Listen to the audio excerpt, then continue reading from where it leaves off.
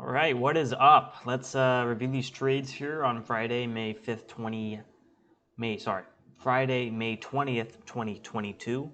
Finishing the day up $204 on TXMD and IMMX. So let's review these trades.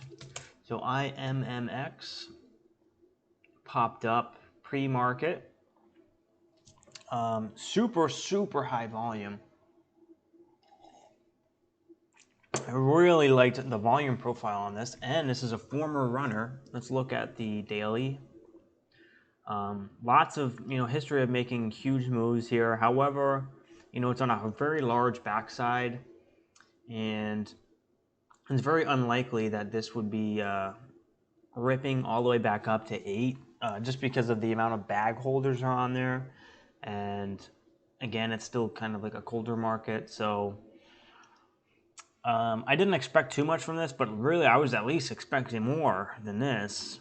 But there was just a lot of sellers on this, very thickly traded. Definitely did not see this, after the open running much. It was just very thick, hard to trade. We have SIGA moving up here. SIGA. Wow, what a beautiful move here. Let's look at the daily here. Is this an all-time high setup? No, it's still up to 1521. This could keep going here, but it's already getting later in the day. I've been sitting here for already 3 hours, almost 4 hours now. I think for me to start trading this, it would just be like I'm like kind of already impaired. Just by staring at the screens all day. So I'm just going to let that one go without me. I did have one scalp here. It was actually a really good setup for a break of 10. Pulled back, 1 minute pullback to the 9 EMA. I realized it was just late in the day. I didn't really feel like trading anymore. I already locked up, over $200 in profit. And I just didn't want to, get myself back, lose if I lost here and then I'd spend my time trying to make it back. And I just didn't want any of that. I'm happy with where I'm at right now. I don't think I need to be pushing it right now at 1047. So that's why I kind of closed that position out for a break even. But it was actually a pretty good setup, to be honest. That could have gave me a solid move here. And then he had that another pullback here to the 9 EMA. We'll see where that goes. But let's review here IMMX, my trades.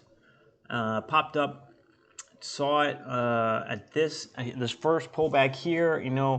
I didn't want to kind of just blindly jump into this like I did on TNXP yesterday. TNXP, I just kind of blindly jumped in the first pullback, and then it just kept pulling back all the way back. We gave back all of those profits. All of those gains that it made. So it just kept going all the way back to ground zero, and it was a mess. So I was patient here. I just wanted to see some support come in. When I saw some support come in, that's when I started to buy at 242 for the break of 243, which is the 1 minute high. Wow, SIGA up to 1070 now. Wow. This is going borderline parabolic. Wow. Crazy. Getting some good volume. So yeah, I took a nice scalp there. Bought a dip here, scalping it, kind of just actively trading the dips and then selling into the pops. Then here you get this false breakout, and that's where it showed weakness. Did a bottom bounce off here, maybe for a reclaim of the VWAP. Never really happened. Just very slow to resolve with any of these moves. And so that's why you can see, I kept shaking myself out for break even. Small win, small loss. Never really could get behind anything until the open. Going into the open, I was up maybe about $50. Up about $50. And I just kind of scalping in a range. So buy the dips, sell into the pop. Buy the dip, sell into the pop.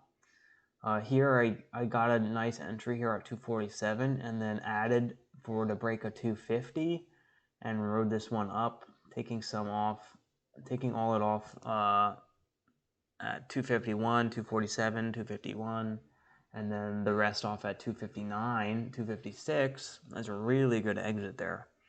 And that's where I made most of my profit on IMMX. And then again, still kind of scalping the bottoms here and selling into the pops. Here we kind of saw that red to green that I was kind of looking for. But, you know, it never really, I wanted it to rip through the high, but it just didn't have that power behind it. Just, you can see the volume too. The high volume of the day is on red candles, red volume. So it makes sense that it's not going to be, you know, ripping. But that's what I was looking for. Why is this not showing anymore?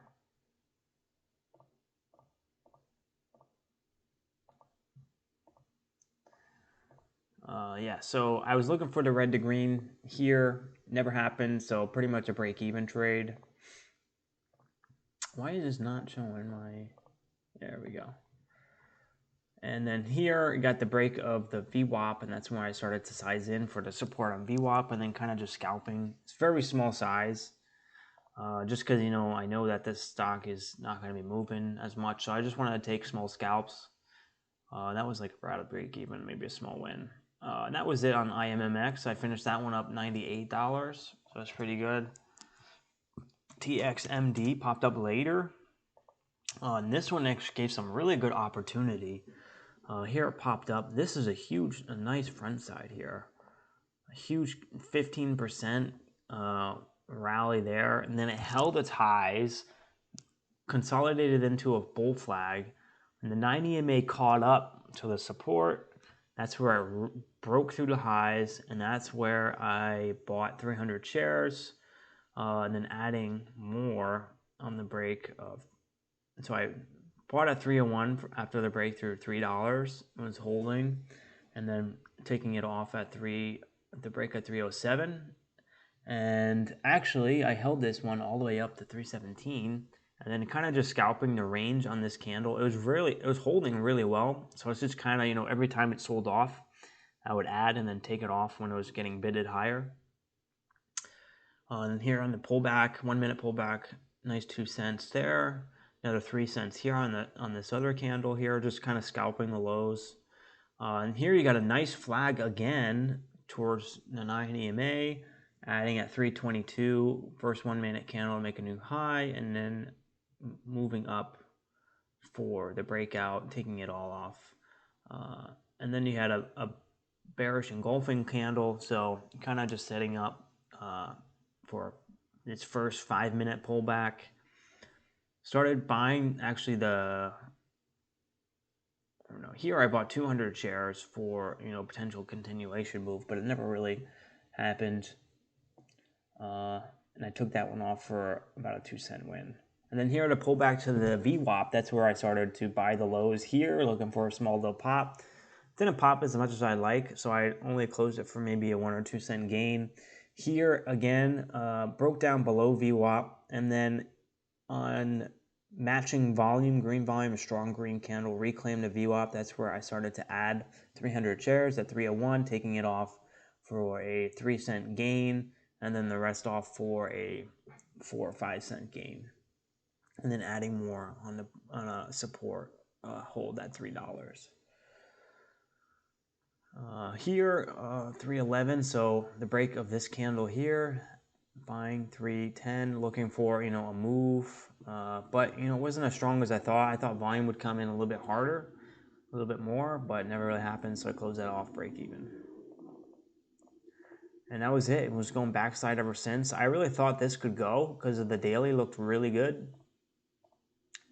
So the daily, you can see it's hugely oversold here. And if the 200 EMA, let's just pull this up here. This is my 200 EMA chart.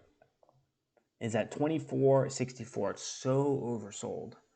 And when a stock is way off the 200 moving average, that shows that there's a lot of room for it to run. And here, you know, if we could have broke 340, 335, then, you know, we had room up to 378. If we broke 378, you had room up to what is that, 463, and then, you know, from there, if it broke there, then you're having room all the way up to maybe about 530, $7. You know, this could go, this could keep moving. Who knows if it holds up really well and continues to, the volume's starting to fade now, but who knows, maybe over the next week or so, this could give some more moves through the high here, because it kind of reversed right at this resistance point, the first resistance point. So we'll see if there's buyers accumulating down here, and then if it revisits that 335 level, we'll look for a breakout, and then up towards 370 and up to $4. So who knows what's going to happen there. And then SIGA, this was really good setup, but you know, I was just already, you know, I took a break, I went to go eat breakfast, and then I came back, kind of saw this, sized way down, but like wasn't even worth it. I was like so done with trading today. I didn't want to trade anymore. I was happy with, you know, that $200 profit. You know, if I were to start giving back profits here, I would be really feeling like I did myself a disservice by trading more. But this might keep going. You had a pretty strong red candle there though, so this might be the backside. We'll see. We'll see if volume comes in here. Can break maybe 1085, and then from there,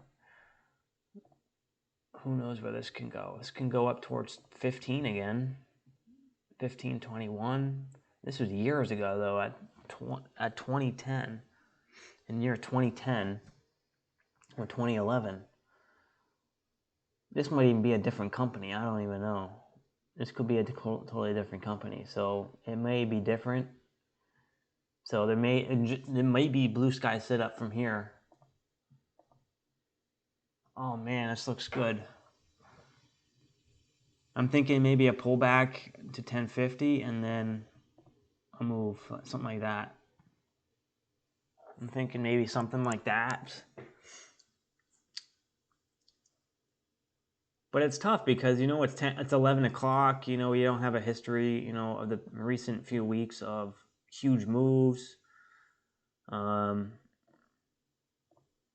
volume profile is really good though. So we'll see if SIGA keeps going, but I think I'm done trading.